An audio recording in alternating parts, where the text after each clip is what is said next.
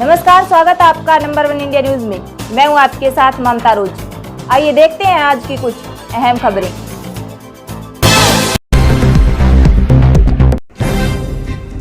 देश की राजधानी दिल्ली में कोरोना संक्रमण दर फिर 8% पहुंच गई है। दिल्ली में पिछले 24 घंटे में कोरोना के 1354 नए मामले दर्ज किए गए हैं, जबकि इस दौरान कोरोना के एक मरीज की मौत हुई है। नए मामले दर्ज होने के बाद दिल्ली में संक्रमितों की संख्या बढ़कर 18,88,404 पहुंच गई है, जबकि कोरोना से मौत का कुल आंकड़ा 26,177 पहुंच गया है।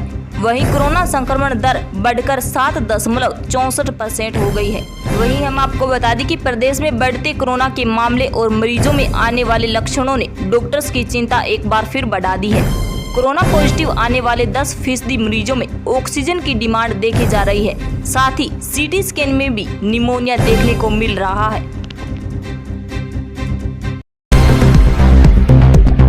प्रधानमंत्री नरेंद्र मोदी 3 यूरोपीय देशों की अपनी यात्रा के तीसरे और अंतिम चरण में बुधवार को पेरिस पहुंचे।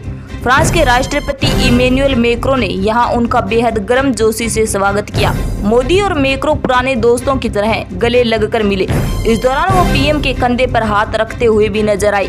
दोनों नेताओं की गर्मजोशी से हुई मुलाकात का ये वीडियो सोशल मीडिया पर खूब शेयर किया जा रहा है। दोनों शीर्ष नेताओं के बीच गजब की केमिस्ट्री देखने को मिली। पेरिस के एलिसी पैलेस में पीएम मोदी का स्वागत करने के लिए राष्ट्रपति इमैनुअल मैक्रो की पत्नी ब्रिगिट्टे मैक्रो भी मौजूद रही। उन्होंने भी हाथ मिलाकर पीएम मोदी का स्वागत किया।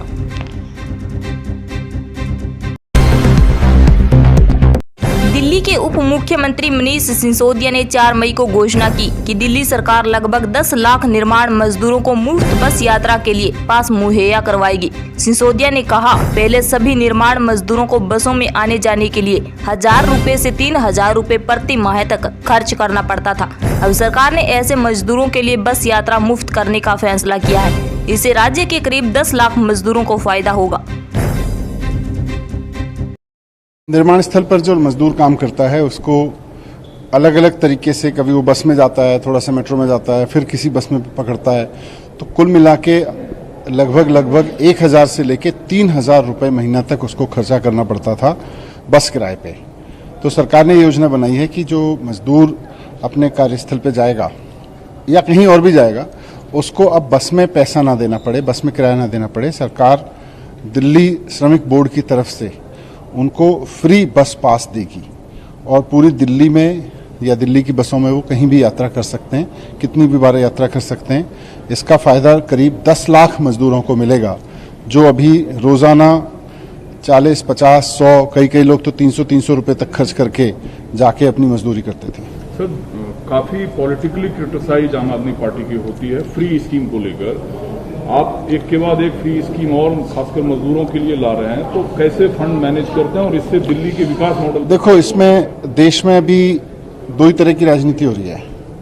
या तो जनता के पैसे को चुरा के अपनी कोठियां बनवा लो, अपने घरों पे हेलीपैड बनवा लो, अपने विदेशों तक में मकान बनवा लो, वो राजनीति हो रही है। और अपने घर में बिजली भी फ्री रखो, गाड़ी भी फ्री रखो, घोड़ा भी फ्री रखो, सब कुछ फ्री रखो। दूसरा यह है कि सरकार में आप आए हैं, ईमानदारी से काम करो। आप ईमानदारी से काम करते हैं तो सरकार के पास पैसा बचता है और टैक्स भी ज़्यादा आता है। फिर आप उसको गरीबों के वेलफेयर पर खर्च करो।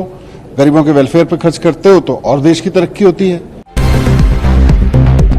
एयर इंडिया के बाद एक और सरकारी कंपनी की बागडोर टाटा ग्रुप संभालने वाली है। टाटा स्टील के मुख्य कार्यपालक अधिकारी सीईओ एवं प्रबंधन निर्देशक एमडी टीवी नरेंद्र ने कहा कि कंपनी नीलाचल इस्पात निगम लिमिटेड NINL का अधिग्रहण चालू तिमाही के अंत तक पूरा कर लेगी। टाटा स्टील के लिए NINL का यह अधिग्रहण एक बड़े उत्पाद परिसर को तैयार करने की दृष्टि से बहुत महत्वपूर्ण है।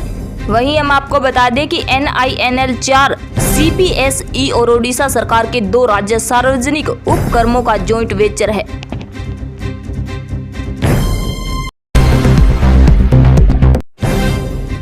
राष्ट्रीय राजधानी दिल्ली के वेलकम इलाके में 2 बच्चों के झगड़े के बाद समुदाय में भिड़ंत हो गई है। इसके बाद हुई पत्थरबाजी की वजह से भारी तनाव पैदा हो गया है। यह पूरा वाकया बुधवार की देर रात का है।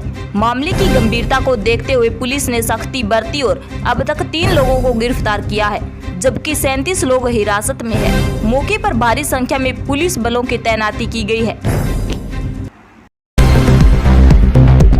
बुधवार को बदले मौसम ने राष्ट्रीय राजधानी दिल्ली समेत पूरे उत्तर भारत को भीषण गर्मी से राहत दी है। दोपहर बाद दिल्ली के कई इलाकों में तेज हवा के साथ बारिश और ओलावृष्टि हुई है। कमोबेश गुरुवार को भी ऐसा ही मौसम रहेगा। मौसम विभाग का पूर्वानुमान है कि शुक्रवार से तापमान बढ़ना शुरू हो जाएगा, लेकिन रविवार तक लू से राहत रहेगी। मौसम विभाग के मुताबिक पंजाब, हरियाणा, उत्तरी राजस्थान, पश्चिम और मध्य उत्तर प्रदेश के कुछ हिस्सों में भी तेज हवा के साथ हल्की बारिश और ओलावृष्टि हुई है।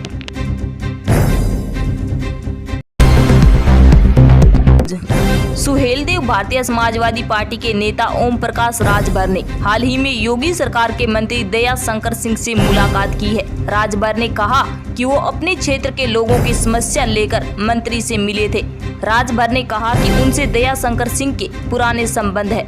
उन्होंने कहा कि उन्हें पूर्वांचल एक्सप्रेसवे और एक शिक्षक की समस्या को लेकर मंत्री से भेंट की। इस मुलाकात का कोई राजनीतिक अर्थ नहीं है।